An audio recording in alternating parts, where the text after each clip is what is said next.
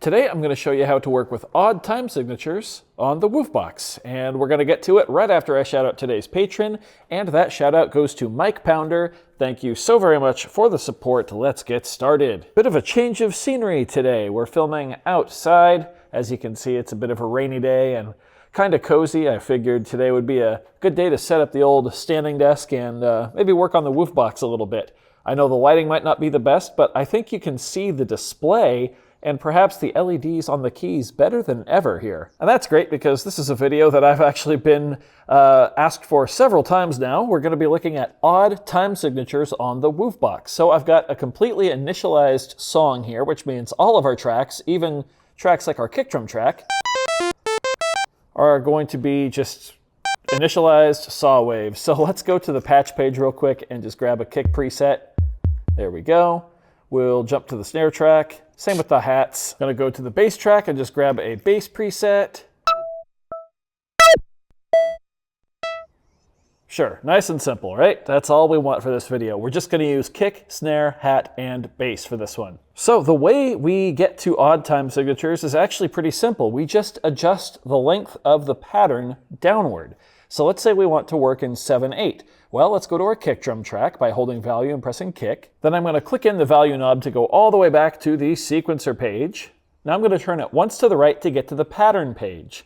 This is the same on all 16 of our tracks. Here on the pattern page, if I hold down button number 2, I'm going to get pattern length. And by default, you'll see it set to 16. If I turn the knob, I can adjust it. So that's going to be 16 16th notes, or one measure of 4/4 time. You could also read this as 8/8 time. So if we want to play in 7/8 time, we need to set that to 14 16th notes. So we're going to just turn it to the left twice to get to 14. And just like that, our kick pattern is now in 7/8 time. So let's sequence a very simple 7/8 kick pattern. I'll turn it once to the left to get back to the sequencer. Then I'll hold down right, and I'm going to put our kick drum on step 1 and step 2, which is actually button 5. Now if I hit play, 1, 2, 3, 4, 5, 6, 7, 1, 2, 3, 4, 5, 6, 7, 1, 2, 3, 4, 5, 6, 7, 1. Just like that. Let's do the same thing with the snare drum track. We go to the pattern page, we set it to 14 steps long. Let's do that on the hi-hat track as well. Okay, back to the snare track.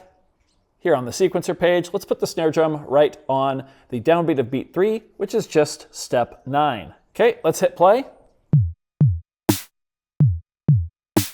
1, 2, 3, 4, 5, 6, 7, 1, 2, 3, 4, 5, 6, 7, 1, 2, 3, 4, 5, 6, 7, 1, 2, 3, 4, 5, 6, 7. I know the lighting's not the best, but I kind of like that you can so clearly see the LED running through. Might help people visualize like what's actually going on here. Okay, let's go to our hi-hat track, and we're just going to put that on the 8th note. So we're going to put it on button 1, the and of 1, which is button 3, 2, which is 5, the and of 2, which is 7, step 3, which is button 9, the and of step 3, which is 11, and step 4, which is pad 13. Let's hit play. 1 and 2 and 3 and 1 and 2 and 3 and 1, 2, 3, 4, 5, 6, 7, 1, 2, 3, 4, 5, 6, 7. And there you go. It's really that simple. Let's go ahead and set our bass track now also to 14 steps.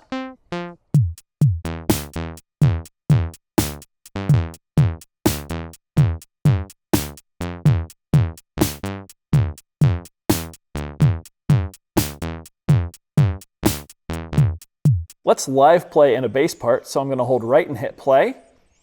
Now we're dubbing.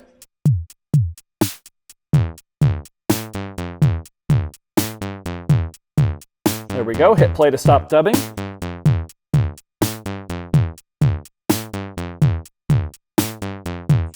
Okay, and there we go. Now we're working in 7. It's really that easy. Now what if you wanted to do something longer than 7/8? Well, let's go to pattern 2 on our kick drum track, and let's say we want to work in 5/4 or 10/8.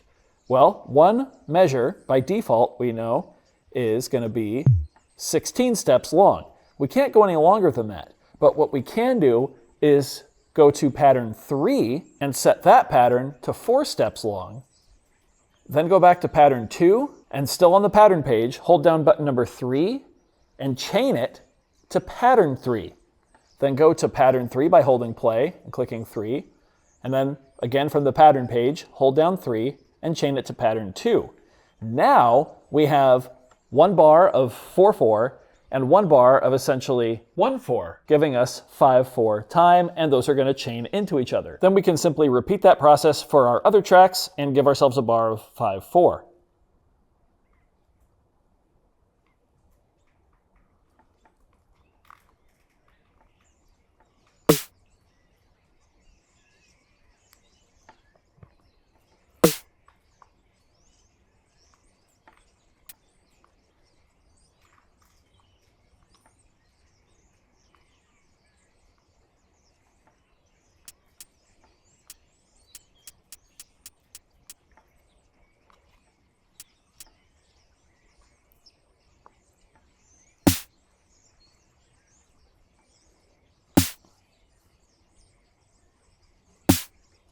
I know that might seem complicated, but with a little bit of practice and muscle memory, you'll fly through it. I just did it all in less than a minute. Let's have a listen now. This is pattern 2 between our kick drum, our hi-hat, and our snare.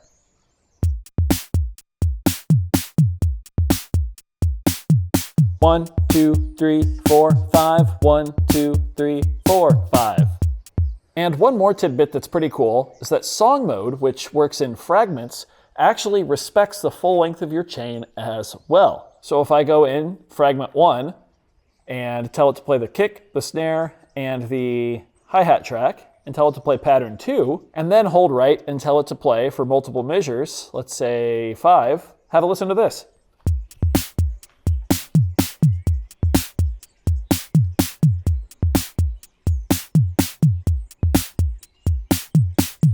There we go. There's our measures of 5/4. Now, working in song mode and with the fragments does require a little bit of math when you're using odd time signatures, especially if you want to switch between them, but it absolutely can be done, and it's actually quite satisfying when you pull it off. I do hope you found this video informative or at least entertaining. If you did, be sure to leave a like on it. If not, you can always leave a dislike. That's okay too. Doesn't hurt my feelings, just makes me try that much harder next time. Either way, be sure to hit that subscribe button, ring that notification bell. Thank you all so very much for being here. Thanks for watching. We'll see you next time. Bye.